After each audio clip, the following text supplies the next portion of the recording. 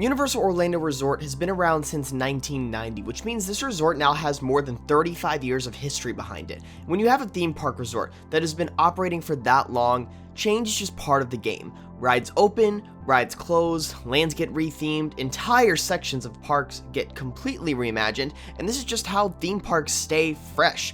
But not every closure feels right. Sometimes a ride closes because it's outdated, it closes because maintenance became a nightmare, it closes because Universal has a better idea waiting in the wings, and honestly, sometimes that replacement ends up being so good that it is hard to complain too much. But then there are some closures that still sting years later, the ones where you look back and think, why did that go? Or even worse, the ones where the replacement was so underwhelming that it makes the original attraction look even better in hindsight. So today, I want to talk about 5 Universal Orlando rides that I genuinely believe should have never closed. These are attractions that either had way more life left in them, were replaced by something weaker, or were so unique that Universal may never be able to recreate that same magic again. And I know some of these takes are going to be controversial. Some people are going to agree immediately, and some people are probably already typing in the comments, but this is what makes this fun. So let's get into 5 Universal Orlando rides that should have never closed, starting with what might just be the most painful one of all, Dueling Dragons. I'm just gonna say right away, Dueling Dragons should have never closed. And I know,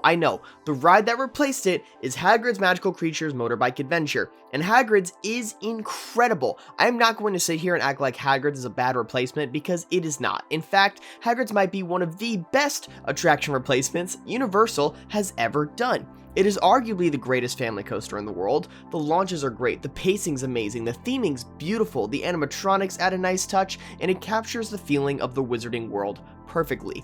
As a complete attraction, Hagrid's is better than Dueling Dragons, but this still does not change the fact that Dueling Dragons was one of the most unique roller coasters ever built, and nothing like that will ever be seen again. When Islands of Adventure opened in '99, Dueling Dragons was not just another inverted coaster, it was a full-on dueling coaster experience with 2 separate tracks, fire and ice, designed to interact with each other throughout the entire layout. The near misses were insane. The timing was what made that ride special. You were not just riding a coaster, you were racing another train, diving towards another train, and feeling like you were inches away from colliding with another dragon. That kind of experience is rare, and after Epic Universe opened with Stardust Racers, I think the loss of Dueling Dragon hurts even more, because Stardust Racers proves that a dueling coaster can still be a major modern theme park experience and one of the greatest roller coasters in the world. It proves that with strict procedures and a clear safety system, this type of ride can still work today. And that's what makes Dueling Dragons feel even more like a missed opportunity, because once Dueling Dragons became Dragon Challenge and the dueling element stopped, the entire soul of the ride changed. It was still a good coaster. The layouts were incredible. Chinese Fireball to this day is still my favorite B&M invert, and the inversions were still fun, but without the actual dueling, it was missing the one thing that made it legendary. This is really when the ride started to feel like it was fading away. As Dueling Dragons, it was a world-class attraction. As Dragon Challenge, it was still fun, but it felt like a leftover. It felt like a ride that had completely lost its identity, and that is what makes this closure so frustrating. Universal did not just lose 2 solid B&M inverts, they lost a one-of-a-kind experience. They lost a ride that was unlike anything else in Orlando, and even though Hagrid's is amazing, there's still part of me that wishes Universal could have found a way to implement both, because Dueling Dragons was not just a coaster, it was something so unique. It was Islands of Adventure at its most intense, most creative, and most ambitious point, and I really do believe it should have never closed. But now, let's stay at Universal's Islands of Adventure, and let's talk about the Island Skipper Tours. Now, this is not one of those attractions that gets brought up constantly. It was not a major thrill ride, it was not some iconic dark ride, it wasn't a headliner by any means, but that's what made this interesting. Island Skipper Tours was basically a boat transportation attraction that took guests around the Islands of Adventure Lagoon and gave you a different perspective of the park and allowed you to see the different islands from the water. And while that might sound so simple, I actually think that type of attraction would be incredibly valuable today. One of the coolest things about Islands of Adventure is the way the park is designed around its central lagoon. Every land has its own distinct identity, but the lagoon ties everything together visually. You can stand across the water and see Marvel Superhero Island, Toon Lagoon, Jurassic Park, Seuss Landing, all from different angles. The park was built to be scenic, and a boat ride around the lagoon felt like such a natural fit. The problem is, Island Skipper Tours barely lasted. It opened with the park and disappeared pretty quickly. Universal gave up on it before it ever really had the chance to become a beloved piece of the park, and I think that is a shame. Imagine if the ride still existed today. Imagine slowly cruising around the lagoon and getting unique views of attractions like Velocicoaster. Imagine seeing that Mosasaurus roll from the water as the train whips over the lagoon. Imagine getting a boat-level view of Hogwarts in the distance, Lost Continents Rockwork, and the entire skyline of Islands of Adventure. That would be awesome. And more than anything, it would give Islands of Adventure something it kind of lacks today, a slower, relaxing attraction that lets you just take in the park. Not every attraction needs to be a massive thrill ride or immersive dark ride. Sometimes a simple scenic boat ride can do a lot for a park's lineup, and that's what Island Skipper Tours could have been if it was just given the time that was needed. It could have been Islands of Adventure's version of something like the People Mover, not in ride system obviously, but in purpose, a relaxing atmospheric attraction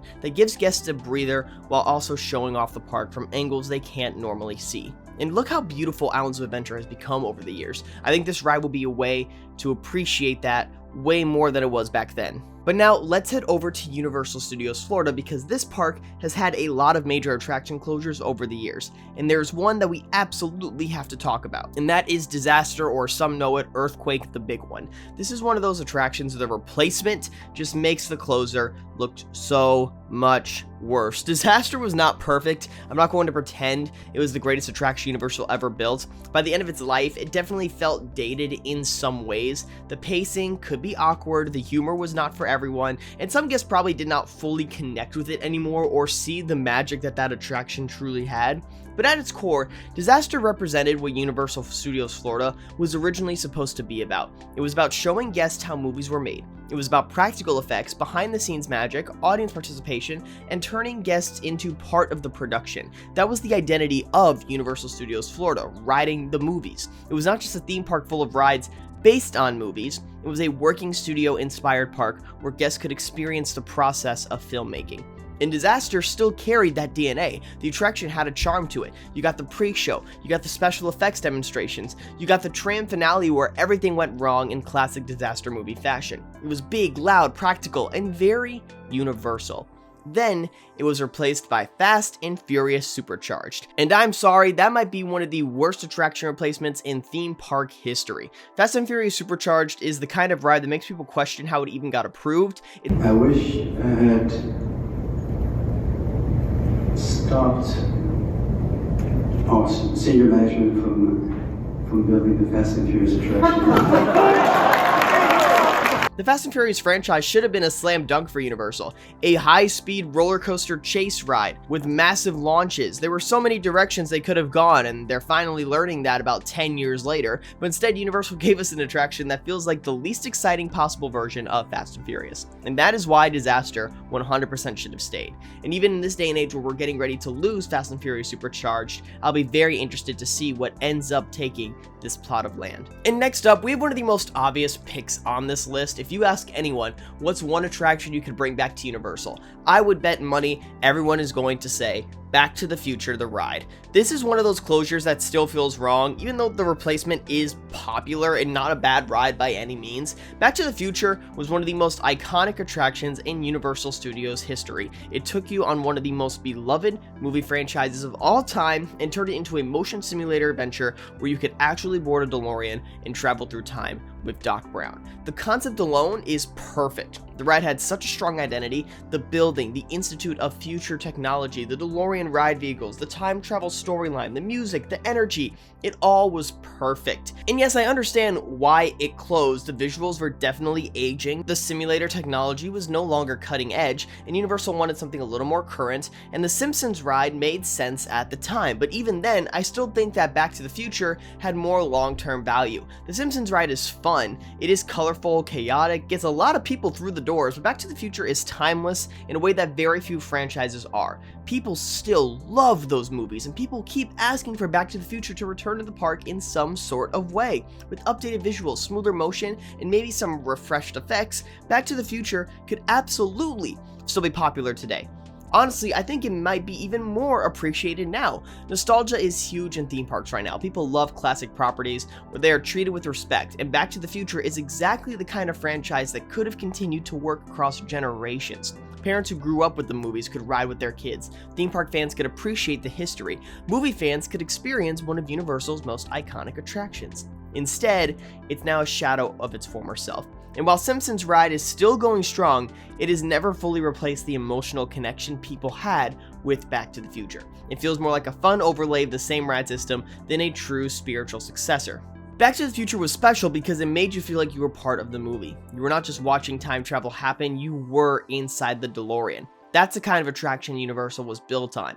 So yes, Back to the Future 100% should have never closed. And finally, I know there's a long list of attractions I still could pick from, rides like Hollywood Red Rocket, Jaws the Ride, Poseidon's Fury, but I'm going to pick one that might be one of the most legendary Universal Studios attractions of all time, Kongfrontation.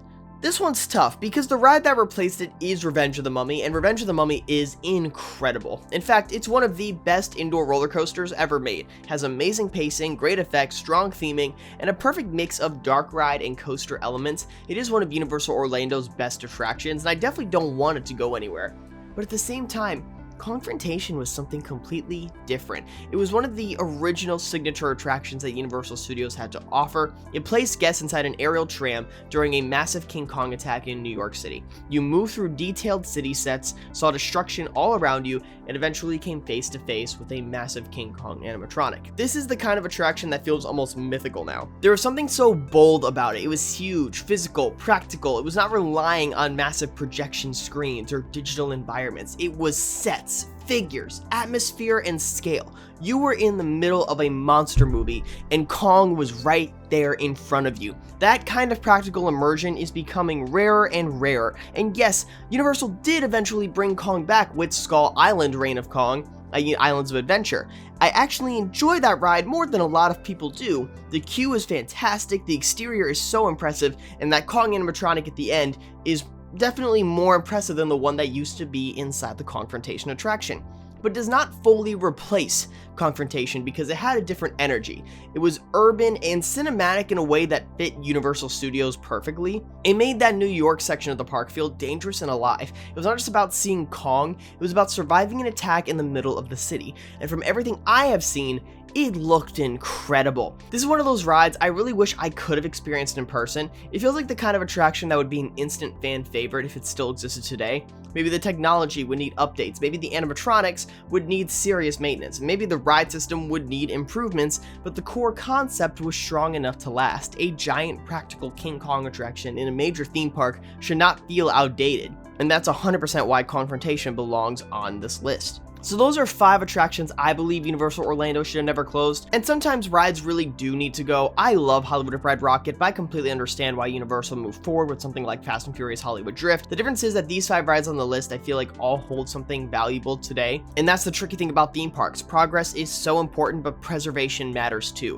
A great resort needs new rides, new lands, and new ideas, but it also needs history and those classic attractions that remind people why they fell in love with theme parks in the first place. So now I want to know what you think. What Universal rides do you think should have never closed? Would you bring back Dueling Dragons? Do you miss Back to the Future?